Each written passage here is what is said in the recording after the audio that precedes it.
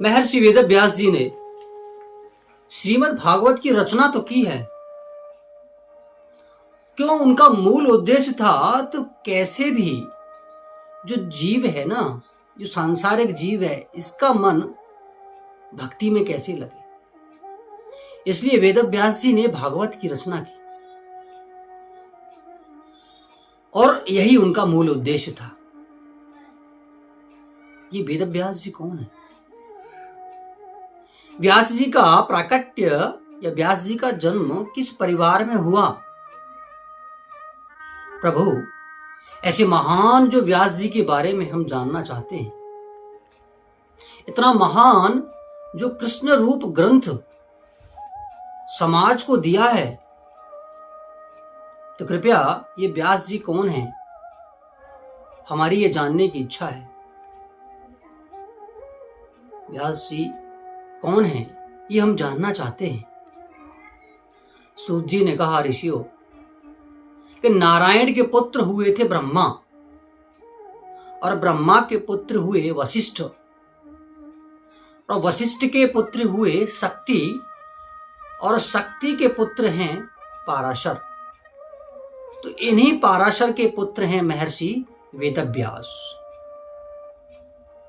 इनकी माता सत्यवती, जैसे ही इन्होंने जन्म लिया तो जन्म लेते ही ये भी वन को चल दिए। मां ने करुणा भई वाणी से कहा कि बेटा, तू मेरा इकलौता पुत्र है, तू कहां जा रहा है? मैं तेरे बिना कैसे रहूंगी? वेदव्यास जी ने कहा कि माता, जब भी आप मुझे स्मरण करेंगी मैं आपके पास उपस्थित हो जाऊंगा। चलते चलते अलकनंदा का आश्रय लिया और सरस्वती नदी के किनारे एक व्यास जी ने एक छोटी सी पर्णकुटी बनाई। उसका नाम है साम्यक प्रास।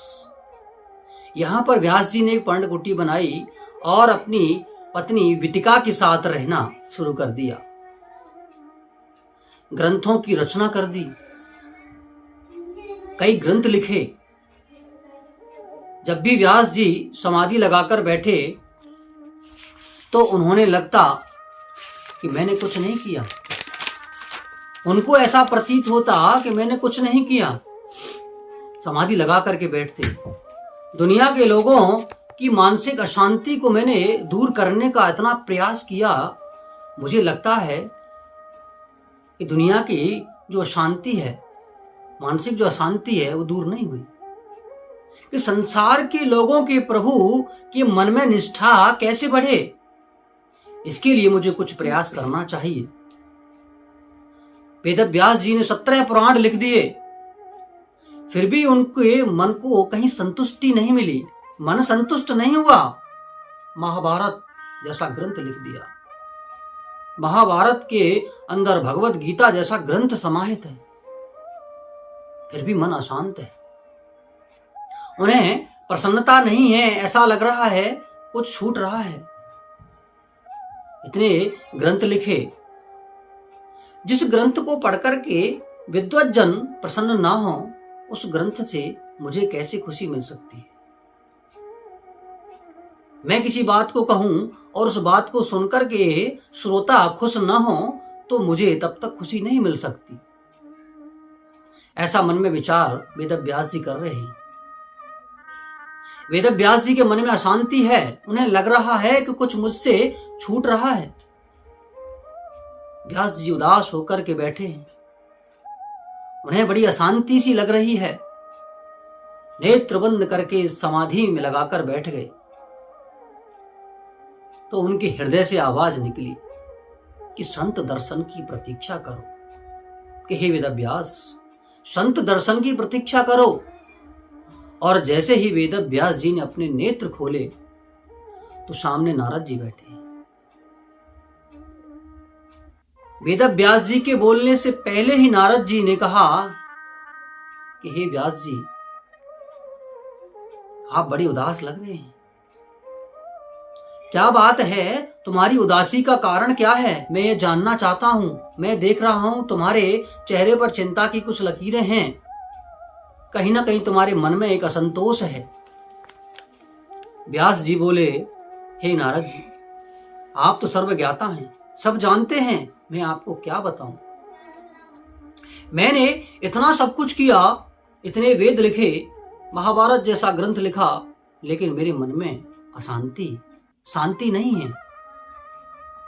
नारद जी ने कहा कि आपने शास्त्र तो लिखे हैं, हो सकता है शास्त्र लिखने में कोई त्रुटि हुई हो, क्योंकि कभी कभी क्या होता है, हमारा लिखने का भाव कुछ और होता है और सामने वाला उसका भावार्थ कुछ और लगाता है। कभी कभी ऐसा होता है। इसलिए आप श्रीमद् भागवत की रचना कीजिए। आपको इसमें करना कुछ नहीं है कि भागवत तो मेरे परमात्मा श्री नारायण ने मेरे प्रताप ब्रह्मा को सुनाई थी। जब मैं एक बार अपने पिता के चरणों में बैठा था तो ब्रह्मा जी ने मुझे चतुश्लोकी भागवत मुझे सुनाई और मुझसे कहा कि लोगों में इस चतुश्लोकी भागवत का प्रचार प्रसार करो। वही भागवत मैं तुम्हें सुनाता हूं, इसी भागवत को मैं आपको सुनाता हूं। बस आपको करना क्या है, इस चतुश्लोकी भागवत का विस्तार करना है, करना कुछ नहीं है। व्यास जी बोले, हे नारद जी, इस समय मेरा बुढ़ापा है, मैं वृद्ध हूं और ये सब कार्य मुझसे नहीं होगा। तो नारद जी बोले, व्यास जी, हृदय को छोटा मत करो, हृदय को छोटा मत करो। क्यों? जब संत कृपा होती है ना, तो भगवान की कृपा अपने आप हो जाती है। क्योंकि जब संत कृपा होती है तो भगवंत कृपा स्वतः ही आ जाती है। और ये मैं अपने विषय में आपको बताना चाह रहा हूं कि मैं किस प्रकार मुझे भगवंत कृपा हुई, यानी कि संत कृपा होने के पश्चात भगवंत कृपा हुई, ये मैं अपनी जीवनी आपको बताना चाहता हूं।